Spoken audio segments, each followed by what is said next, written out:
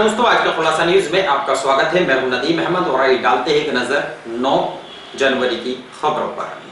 केंद्र सरकार द्वारा बनाए गए नए कृषि कानून के विरोध में किसान यूनियन के पदाधिकारियों ने शहीद वीर अब्दुल हमीद स्मारक से पैदल मार्च निकालकर केंद्र सरकार के खिलाफ जमकर नारेबाजी की। इस दौरान उन्होंने केंद्र सरकार पर हठधर्मिता करने का आरोप लगाते हुए कृषि कानून वापस न लिए जाने पर आगामी गणतंत्र दिवस पर ट्रैक्टर ट्रॉली लेकर दिल्ली कूच करने की भी चेतावनी दी है।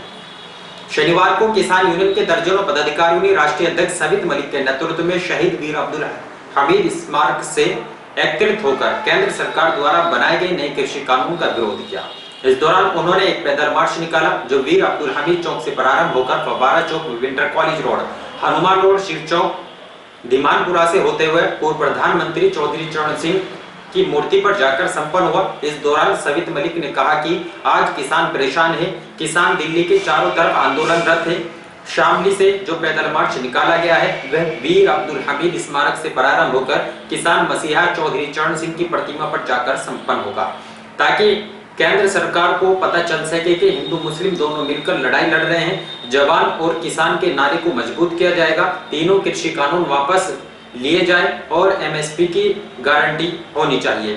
केंद्र सरकार हठधर्मिता कर रही है और बार-बार किसानों से बात कर किसानों को उलझाने का काम कर रही है। उन्होंने कहा कि किसानों और सरकार की बात का लाइव प्रसारण किया जाए ताकि पूरा हिंदुस्तान देखे कि सरकार झूठ बोल रही है या किसान। उन्होंने चेतावनी दी कि यदि सरकार कृषि कानून को वापस नहीं लेती तो आगामी 26 जनवरी को शामली से भी सैकड़ों ट्रैक्टर लेकर दिल्ली कूच की जाएगी।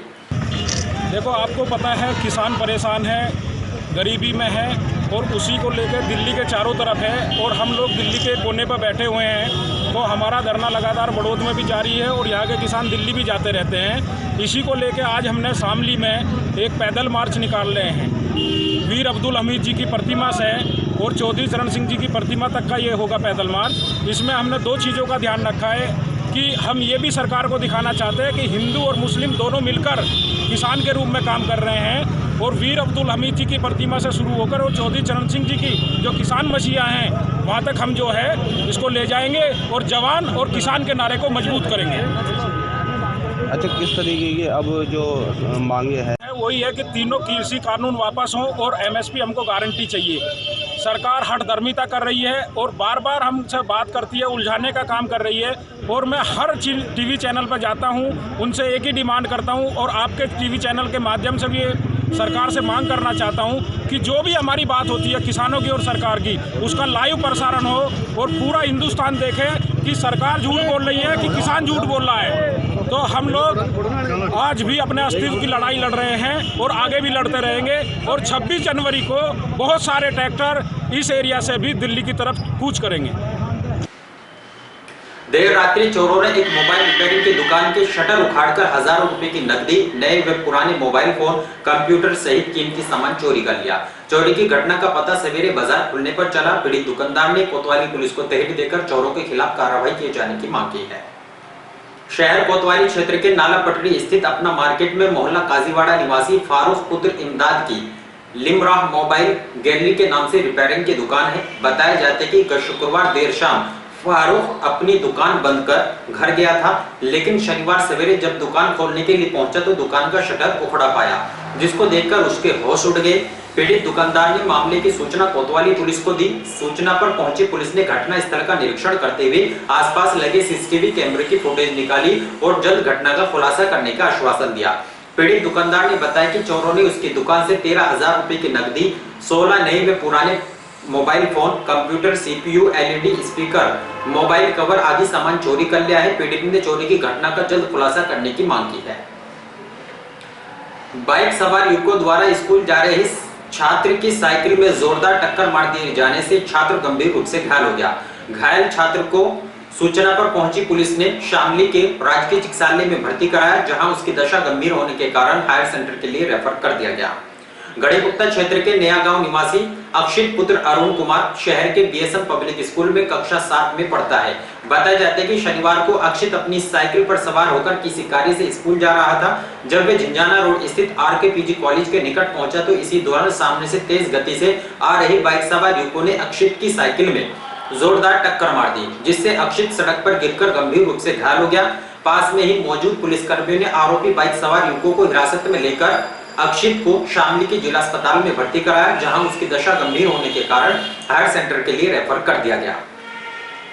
गाजियाबाद के मुरादनगर में हुए लेंटर हादसे में शामली के 2 लोगों के मारे जाने पर सैन समाज के लोगों द्वारा एक शोक सभा का आयोजन कर मृतकों की आत्मा को शांति प्रदान किए जाने की प्रार्थना की गई। शनिवार को शामली के सैन समाज के दर्जनों लोगों ने मोहल्ला दयानंद नगर निवासी मास्टर मदन पाल के पुत्र विनोद कुमार तथा पोते अक्षय की आकस्मिक मौत पर दुख प्रकट किया। इस दौरान उन्होंने परिवार के लोगों को वार्ता करते हुए दुख साझा किया और भगवान से दिवंगत आत्माओं को शांति प्रदान किए जाने की प्रार्थना की। सैन समाज के लोगों द्वारा एक शोक सभा का आयोजन कर मृतकों को श्रद्धांजलि भी अर्पित की गई है।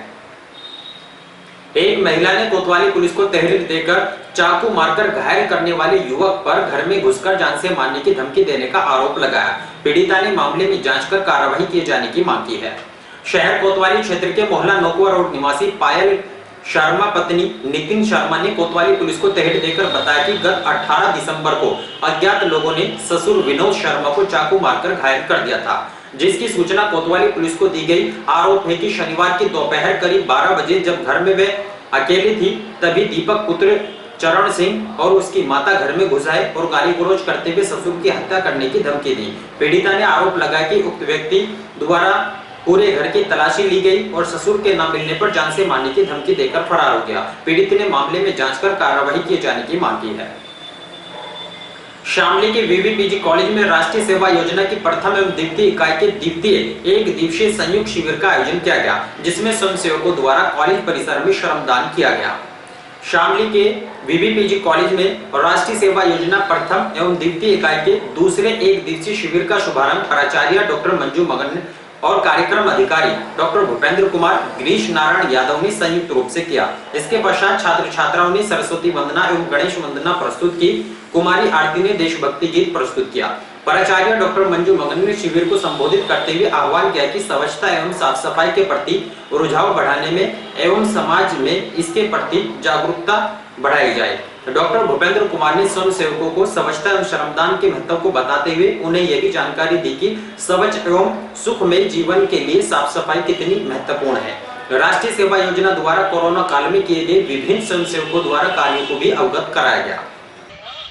आज राष्ट्रीय सेवा योजना की प्रथम तथा द्वितीय इकाई का महाविद्यालय वीवीपीजी कॉलेज के छात्र छात्राओं का कैंप लगाया गया, जिसमें कि छात्र छात्राओं को राष्ट्रीय सेवा योजना की मूल भावना श्रमदान के विषय में तथा इस समय वैश्विक महामारी कोरोना के बारे में जागरूक किया गया। छात्र छात्राओं ने महाविद्यालय प्रांगण में साफ सफाई की तथा कोविड-19 का नियमों का पालन किया।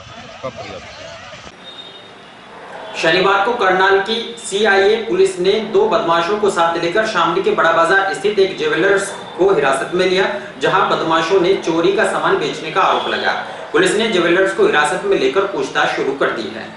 शनिवार को करनाल की सीआईए पुलिस शामली कोतवाली पहुंची, जहां उन्होंने अपनी आमद दर्ज कराते हुए शहर के बड़ा बाजार स्थित अंकित ज्वेलर्स की दुकान पर छापा मारा।